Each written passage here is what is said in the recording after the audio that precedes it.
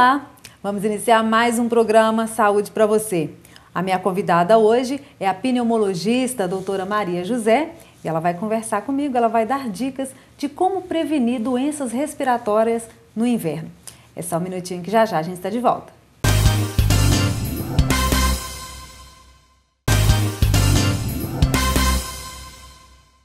Estamos de volta com o programa Saúde para você. Agora sim, eu vou conversar com a doutora Maria José sobre doenças respiratórias no inverno.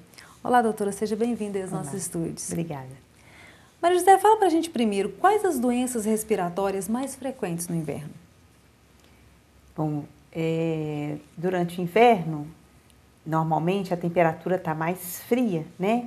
Então, isso propicia o aparecimento de algumas doenças de base que são comuns e muito frequentes, como, por exemplo, a alergia respiratória, né? Onde você tem a rinite alérgica, a sinusite alérgica, a laringite, faringite, a doença asmática, né? Que é a asma brônquica ou a bronquite alérgica, a bronquite asmática, que é o nome leigo. Também pode interferir a temperatura, vai fazer com que haja maior possibilidade de sintomas. Além disso, as doenças infecciosas, né? As infecções virais, as infecções bacterianas, que às vezes advêm até da própria infecção viral, né? Como uma porta de entrada, que também vão ser mais frequentes. Aliado a isso, alguns pacientes já apresentam uma pneumopatia crônica. E normalmente, na situação em que você está mais propenso às infecções, né? Nessa época do ano, essas doenças também vão descompensar com maior frequência. Então, aquele paciente que já é um pneumopata crônico, paciente com DPOC, que tem fibrose pulmonar, que tem a bronquiectasia, ele vai estar mais sujeito a essas infecções e, consequentemente, a exacerbações das doenças de base. Agora, por que no inverno? A temperatura mais fria, por si só, já é um motivo que altera a mucosa, né, das vias respiratórias e faz com que essas doenças tenham maior prevalência nessa época. Então, por exemplo, na doença asmática, o ar frio que o paciente respira já é o suficiente, às vezes, para provocar esse broncoespasmo e o paciente entrar em crise de asma. Da mesma coisa em relação às doenças alérgicas, né? Na rinite alérgica, quando o ar esfria, a tendência é haver maior inflamação da mucosa nasal e aí o paciente passa a ter aqueles sintomas de rinite, de coriza, de espirros, na verdade em resposta justamente a esse tipo de atrito do ar frio com a mucosa, né? É isso que desencadeia o sintoma. Então, normalmente isso acontece devido à baixa temperatura.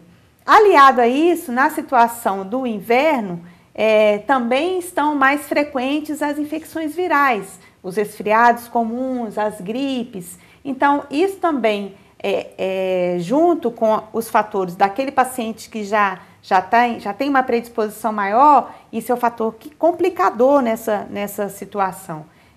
E também está ligado ao inverno, nessa época que você tem maior replicação viral e maior possibilidade de contato, né, com outras pessoas para que isso se multiplique e repasse de uma pessoa para outra.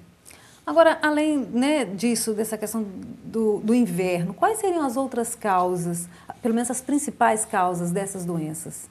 Das doenças inflamatórias imunopatológicas, né, que são as doenças alérgicas, a causa é basicamente genética, né? Você tem um fator genético que determina a doença e alguns pacientes, vou dizer que a grande maioria dos pacientes apresentam mais sintomas durante o inverno, né? Estão mais propensos a essa sintomatologia durante o inverno. Mas elas também ocorrem em outras épocas do ano, né? O paciente que é alérgico é sempre alérgico e a alergia não vai ser desencadeada, ou a asma, né? Não vai ser só desencadeada pelo frio, ela tem outros fatores que vão desencadear. A fumaça, um cheiro mais forte, um perfume, um gás inalado, enfim, você tem outros fatores que vão desencadear. Já nas doenças virais, não. O normal é que essas infecções virais se repliquem e se repassem a outras pessoas com maior frequência no período mais frio, né? E é justamente por isso que nessa época do ano você vê com maior frequência também essas infecções se repetindo, se reproduzindo. Então aí tem sim a ver com o período sazonal, né? Aqui a gente não tem uma diferença sazonal muito grande em relação à primavera e ao outono, como nos países, por exemplo, do norte, né? Do hemisfério norte. Que nessa situação também tem os seus fatores que vão influenciar, né? A polinização durante a primavera, que aqui a gente não sente tanto, mas que nessa situação também é um fator importante. Tá, agora, doutora, eu acho que é sempre bom falar dessa diferença. Você colocou aí a questão da gripe e do resfriado. Quais são as principais diferenças entre gripe e resfriado? Basicamente, nos sintomas, a gripe sempre tem uma sintomatologia muito mais importante, né?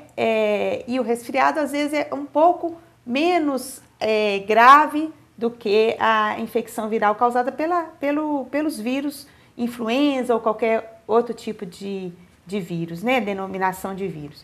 Então, basicamente, na sintomatologia é o tempo, né? O resfriado tem um período mais curto, são os sintomas, por exemplo, no resfriado você não tem uma febre tão persistente, às vezes nem febre tem, né? Tem uma febrículazinha, os sintomas gerais, né? De perda do apetite, prostração, não são tão evidentes como na gripe. Mas se você avaliar em relação à etiologia, os resfriados vão ser causados pelo adenovírus, pelo rinovírus, que são estruturas mais simples, e a gripe vai ser causada pelo vírus influenza, e aí se agrega aí essas denominações H1N1, né, ou influenza tipo B, influenza tipo A, que vão ser diferenciações em relação à cepa, né, do vírus. Uhum. Então, é basicamente isso. E o porquê que o vírus da gripe, ele causa mais sintomas? Ele tem uma característica também, né, na formação, na genética do vírus, que normalmente vão causar esses sintomas e vão demorar mais tempo para finalizar. Então, normalmente numa gripe, você tem os sintomas de febre mais persistente, como eu falei, e aliado a isso, a esses sintomas também mais importantes, você tem um tempo mais prolongado. Então, normalmente, uma infecção viral por um vírus influenza vai demorar aí em torno de 7 a 10 dias para acontecer, desde o início dos sintomas até a melhora do paciente. Diferente, às vezes, do resfriado, né, que dura aí em torno de 3, 5 dias. Ok. Nós vamos para um pequeno intervalo. Programa Saúde para você. Volta já.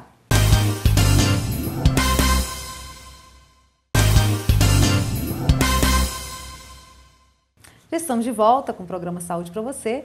Hoje conversando com a doutora Maria José sobre como prevenir, como evitar doenças respiratórias no inverno.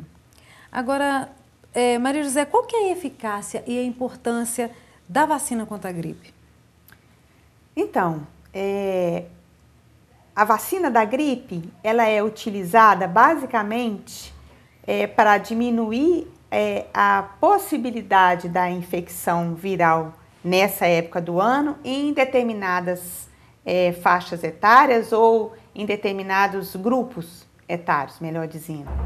E ela está, na verdade, associada a um menor índice de complicação após essa infecção viral. Então, o intuito inicial, quando se começou a fazer a vacina da gripe, que era a influenza, único e simplesmente influenza tipo B, era de diminuir a mortalidade por pneumonia bacteriana nesses grupos etários, basicamente o idoso e a criança, acrescentando-se aí posteriormente a gestante. Então, se você diminui a incidência da infecção viral nesse grupo etário, o que vai ocorrer é que ele vai ter menor possibilidade de ter infecção bacteriana. No caso, o que se propõe é que tenha a menor incidência de pneumonia bacteriana, que é uma doença mais grave do que uma infecção normal, uma amidalite e tudo mais. É uma infecção que realmente pode levar ao aumento da mortalidade nesse grupo.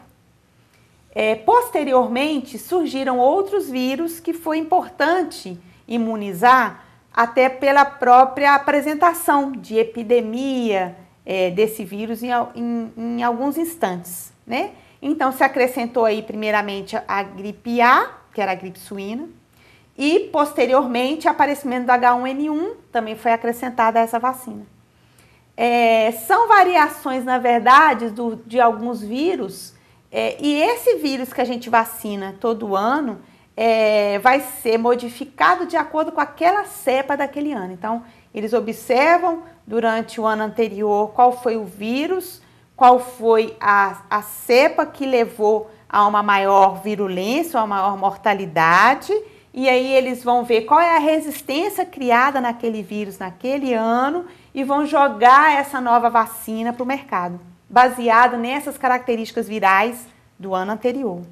Então, quanto mais virulento esse vírus, maior a possibilidade de complicação do próprio vírus, como, por exemplo, no H1N1 e na gripe suína, onde você teve complicações respiratórias, né, insuficiência respiratória, o aparecimento de SARA, que é uma síndrome de angústia respiratória, né, também um quadro de hipóxia e de insuficiência respiratória, que levaram a maior letalidade nessas pessoas que adquiriram esse tipo de vírus.